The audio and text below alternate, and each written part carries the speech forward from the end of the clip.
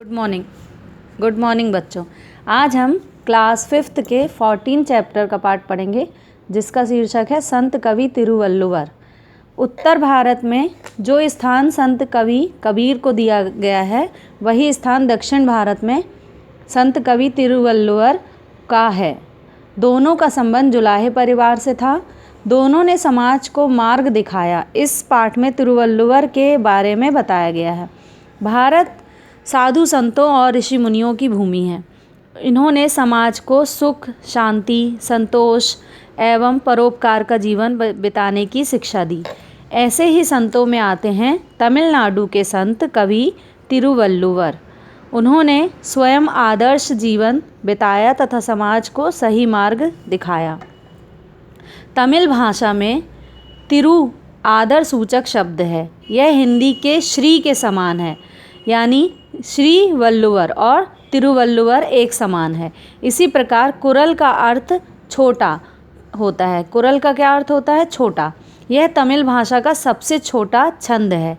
यह लगभग 1.25 पंक्तियों का होता है, जैसे तीय वैतीय पयत लाल किए ती नुम अंज मडूय पडूय, अर्थात बुरे काम का बुरा फल होता है, इसलिए इनसे आग से भी ज़्यादा डरना चाहिए।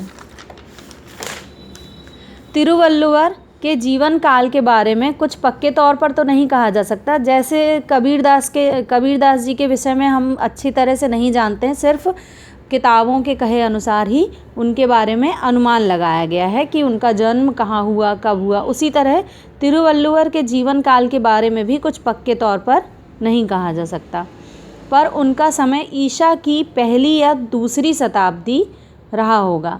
ऐसा कहा जाता है कि वे मैलापुर गांव के एक जुलाहे थे। तिरुवल्लुवर के पिता का नाम भगवन और माता का नाम आदि था। क्या नाम था? उनके पिता का नाम था भगवन और माता का नाम था आदि। वे दोनों घूमते रहते थे। उनके नवजात शिशु का पालन पोषण वल्लुव जुलाहा जाति की एक दयालु स्त्री ने किया। वह स्त्री निसंतान थी, मतलब उनके कोई बच्चे नहीं थे। वल्लुव के यहाँ पालन पोषण के कारण बालक का नाम वल्लुवर पड़ा।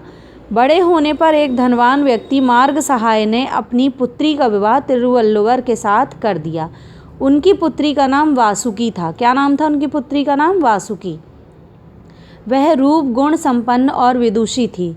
विवाह के बाद वे दोनों अपने गांव मैलापुर में ही रहने लगे। वहीं बुनाई का काम शुरू कर दिया। वासुकी तन मन से पति की सेवा करती थी। दोनों सादा जीवन बिताते थे और परोपकार के कार्य ही करते थे। तिरुवल्लुवर गरीबी में पले थे। वे अन्न के एक एक दाने का महत्व समझते थे। वे जब भोजन करने बैठते तो वासुकी से एक कटोरा साफ पानी और एक सुई रखवा लेते थे। वासुकी को इसका रहस्य तब पता चला जब तिरुवल्लुवर की पत्नी का अंतिम समय पास आ गया। उन्होंने बताया, मैं सुई और पानी का कटोरा इसलिए रखवाता था ताकि अन्न का एक दाना भी बेकार ना जाए। यदि अन्न का एक दाना भी भूमि पर गिरता तो मैं उसे सुई से उठाकर और पानी में धोकर खा लेता था, परंतु ऐसा मौका कभी नहीं आया क्योंकि वासुकी बहुत सावधानी से भोजन परोसती थी।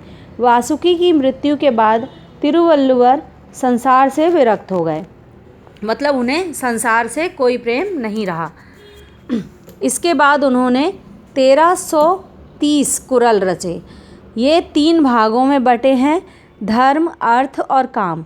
धर्म खंड में धर्म, ईश्वर, सन्यासी आदि का महत्व बताया गया है और अर्थ खंड में राजा के गुण, कर्म की शिक्षा, सुशासन के बारे में बताया गया है। काम खंड में स्त्री पुरुष के संबंधों का वर्णन किया गया है।